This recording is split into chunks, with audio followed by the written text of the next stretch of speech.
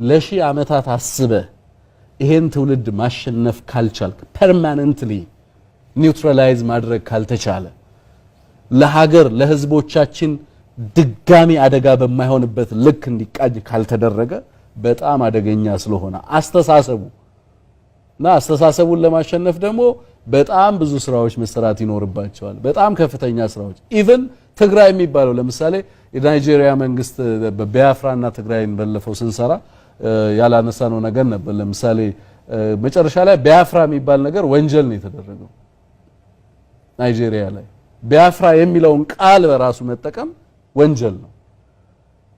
ሞስት ፕሮባብሊ የኢትዮጵያ መንግስት ትግራይ የሚለውን ቃል እንኳን ክሪሚናላይዝ ሊያደርገው ይችላል ብዬ ነው የምፈራው ምክንያቱም የደረሰው ጥፋት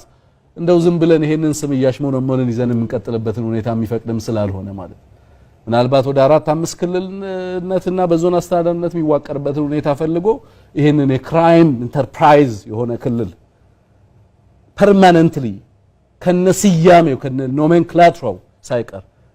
ሪቫይዝ ሪቪዚት ማድረግ ስለሚያስፈልግ ይሄን ሰጀስት ለማድረግ ያህል ነው